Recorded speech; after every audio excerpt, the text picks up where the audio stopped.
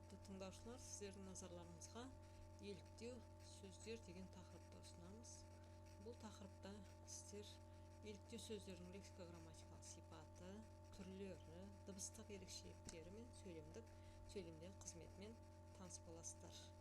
Еліктеу сөздер қазақ тіл білімінде 1960 жылдардан бастап зерттеле бастаған ең алғашқы еңбектеп Шора Шамғалиұлы Сарыбаевтың қазақ тіліндегі еліктеу сөздер деген еңбегін атауға болады. Одан кейін Катенбаева Бибігүл подражательные слова в казахском языке деген кандидаттық диссертация қорғаған. Ал енді Ахмеди Ысқақовтың қазіргі қазақ тілі оқулығында еліктеу сөздер деген үлкен тақырып берілген. Сонымен қатар Көбей Құсайынұлы Құсайыновтың изобразительность номинации в казахском языке деген докторлық диссертациясы бар. Еліктеу сөздерді осы еңбектерден қарап білуге болады. Еліктеу сөздер деп нені айтамыз? Еліктеу сөздер деп табиғаттағы әртүрлі құбылыстардың дыбыстарына, қимыл әрекеттеріне еліктеуден және олардың түрлі бейнесін бейнелеуден туған сөздерді айтамыз. Мысалға, тарс етті, тырс етті, сарт етті, қолп етті, ду етті, арбаң, сарт, ыржың, қалт дегеннің барлығы да түрлі дыбыстардан және түрлі құбылыстарды бейнелеуден туған.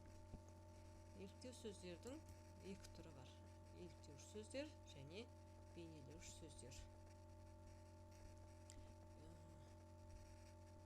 Еліктеуіш сөздер деп табиғаттағы заттардың қозғалысы, бір-бірінің қақтығысы, соғылуы сияқты қимыл әрекеттердің нәтижесінде пайда болған дыбыстардан туындаған сөздерді айтамыз. Мысалға, тарс етті, дар айырылды, сарт етті, тарс ұрды дегенде түрлі табиғаттағы дыбыстарды көре аламыз. Ал бейнелеуші сөздер болса, әртүрлі қозғалыс әрекеттерді бейнелейтін сөздер. Жалп қарады, елең етті, жалп ете түсті, қорбаң жүгірді дегенде түрлі құбылыстарды бейнелеу, қимыл қозғалысты бейнелеу мәні жатыр. Еліктеуіш сөздер түрлі дыбыстық құрамнан құралған.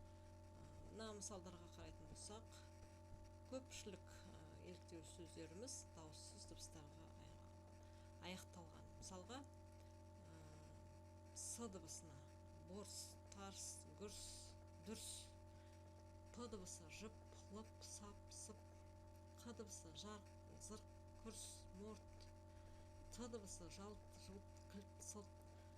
Бұл жерде көптеген еліктеуіш сөздеріміз қатаң дауыссыз дыбыстарға аяқталып тұрса, сонымен қатар үнді және ұяң дыбыстарға да аяқталатын еліктеу сөздер бар екен. Мысалға, ар, ыр, қор, сыр дегенде р дыбысы, баж, быж, гүж, шыж дегенде ж дыбысына аяқталған еліктеуіш сөздерді көруге болады. Яғни олардың дыбыстық құрамы көп жағдайда еліктеуіш сөздер дауыссыз дыбыстарға аяқталады деген сөз. Еліктеу сөздерді жасалуына қарай негізгі және туынды еліктеу сөздер деп бөлуге болады. Негізгі еліктеу сөздер деп түрлі дыбыстар мен қимыл іс-әрекетке тікелей еліктеуден туған түбір сөздерді айтамыз. Тарс, тұрс, күрс, дік, жылт дегенде олар бөлшектеуге, түбір мен қосымшаға ажыратуға келмейтін негізгі еліктеуіш сөздер. Ал туынды еліктеу сөздер түрлі жұрнақтар арқылы негізгі еліктеу сөздерден жасалады. Мысалға, аң, ең, ың жұрнағы арқылы арсаң, борсаң, болпаң, елпең, жылтың деген секілді етістіктерден де жасалады. Алғашқы топта зат есімнен жасалған болып тұрса, екінші етістіктерден жасалған. Ағараң, былғаң, домалаң, ерелең, қызараң деген секілді. Сонымен қатар көптеген еліктеуіш сөздерді тарихи тұрғыдан ғана түбір мен қосымшаға ажырата аламыз. Қазір бұлар бөлуге, түбір мен қосымшаға ажыратуға келмейтін еліктеуіш сөздер. Мысалға, арбаң, ербең, жарбаң, кірбең, маймаң, кіржің барлығы да түбір мен қосымшаға ажыратылатындай еліктеуіш сөздер деуге болады. Сонымен қатар еліктеу сөздердің күрделі түрлері де бар. Олар туынды еліктеу сөздердің қайталануына немесе қосарлануынан жасалады. Негізгі немесе туынды еліктеу сөздердің. Мысалға борт, гүрс, гүр дегенді қайталау болатын болса, арбаң, ербең, адыраң, едірең, тапыр, тұпыр дегенде қосарлану арқылы жасалып тұрған, туынды еліктеуден жасалып тұрған еліктеуіш сөздер болып табылады. Сонымен қатар еліктеу сөздерден басқа сөз таптары жасалады. Мысалға, ыл, іл, лы, ақ, ет, ғыр жұрнақтары арқылы есім сөздерден, еліктеу сөздерден зат есімдер жасалады. Мысалы, тарс, тарсыл, сыр, сырыл, аңқ, аңқыл деген секілді. Ал ыра, іре, ла, ле, да жұрнақтар арқылы етістіктер жасалады екен. Мысалы, желбіре, салбыра, үлбіре, ербеңде, бұраңда, тағы басқа етістіктер. Еліктеу сөздердің сөйлемдегі қызметі негізінен көбінесе етістікпенен тіркесіп келіп, жұмсалып, етістіктің қызметін атқарады. Жеке дара өзіне тән қызметі жоқ. Немесе баяндаушы құрамында жұмсалады, немесе етістіктің түрлі тұлғасында келіп, басқа да қызмет атқарады. Мысалға, Боқай келіншегінің сөзіне мыңқ етпеді. Мұндағы мыңқ еліктеуіш сөзі ет деген көмекші етістікпен тіркесіп келіп, баяндаушы қызмет атқарып тұр. Жаппамыз теңселіп тұрғандай, астымыз дір-дір етеді.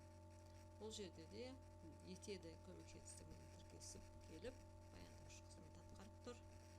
Ыр етіп барып бас салды дегенде, баяндаушымыз бас салды, соның алдында етістікпен тіркесіп келіп, ыр етіп барып қалай деген сұраққа жауап беріп, пысықтаушы қызмет атқарып тұр. Қалт еткенді аңдып отыр дегенде, нені аңдып отыр? Қалт еткенді заттық мәнде жұмсалып, септеліп келіп, толықтаушы қызметін атқарып тұр. Оның сөзіне елең еткен адам болмады. Қандай адам дегенде, елең еткен адам сөзінің алдында, заттың алдында келіп, анықтауыш қызметін атқарып тұр. Сонымен жалпы алғанда еліктеуіш сөздердің өзіне тән қызметі жоқ. Сөз табы, сөздер таптастыру ұстанымдар тұрғысынан алған кезде, еліктеуіш сөздер семантикалық принципке жауап беріп, еліктеуіштік немесе бейнелеуіштік мағынаны береді. Өзіне тән түрлену жүйесі жоқ, сондықтан морфологиялық принципке жауап бере алмайды.